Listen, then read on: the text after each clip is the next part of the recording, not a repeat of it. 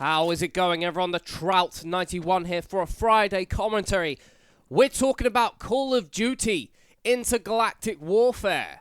Now, during the week, there are a lot of rumors and speculation being thrown about that the next Call of Duty that Infinity Ward are making is not, in fact, Ghost 2. Well, it could be Ghost 2, but it's going to be set in space. So everyone's thinking it's not going to be Ghost 2. Who knows? It could be Ghost 2 set in space. We'll have to wait and see that. But there's been a lot of speculation, obviously, about this new Call of Duty, where it might be, what it might entail. And there's a lot of fears going around the internet. People not too sure about what they're expecting from this, whether it's going to be a Call of Duty they're going to love, whether it's a Call of Duty they're going to hate. I mean, there's been a lot of problems in Call of Duty as of late as to where to take the series next and how best to do that. Now, in the previous Call of Duties, we got Black Ops 3 and we got Advanced Warfare. There's been a lot of aerial battles going on.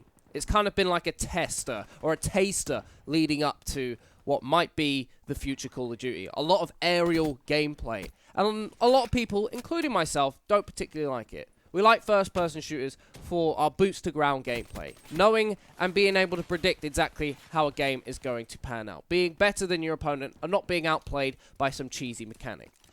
Some people might argue that it's not a cheesy mechanic, and if you are truly better than someone else, you should be able to deal with that aerial gameplay. And that's fair enough.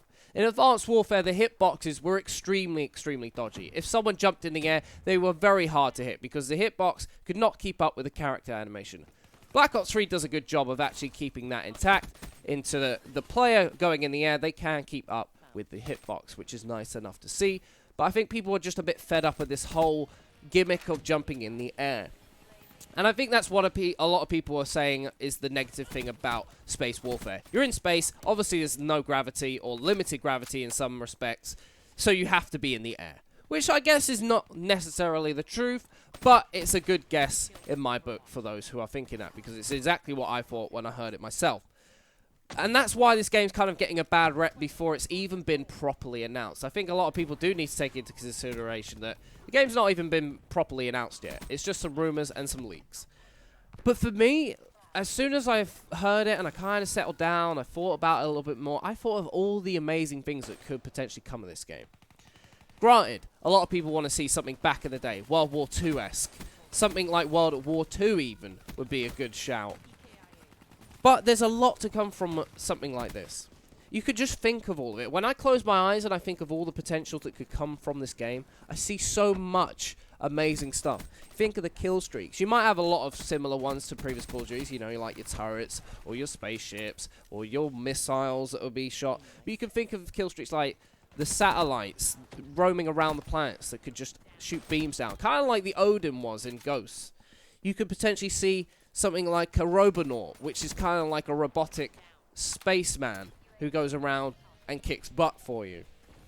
You could have something like the Swarm from Black Ops 2 come back in the respect of an asteroid field hitting the planet or whatever atmosphere you might be present on.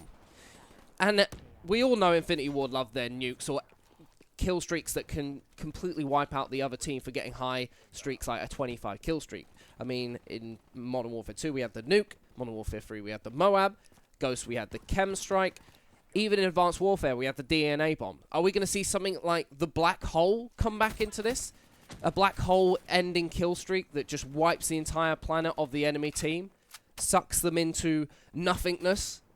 There's something that you also have to consider. And you think of the equipments and the guns, you'll see a lot more laser weapons. I thought they were a bit underutilized in Advanced Warfare.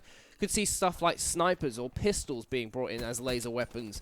The equipment, like you think about anti-gravity grenades that could potentially be made is an idea that I had.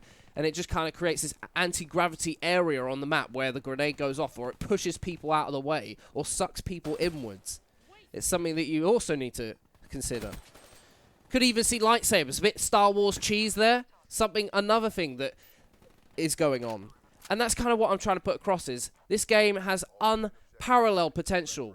Anything goes. The rules are being thrown out the window. They don't have to abide by real life mechanics and rules. They can do what they want. And you've also got to consider what kind of maps are we seeing. Is it in actual space? Is it going to be on spaceships? On foreign planets? So much could come out of this. And I think to judge this game so early on is a mistake on our part. And we should be a little bit less judgmental and consider all the wonderful things that come from this game. Let me know your thoughts about this potential game that could come out and the information.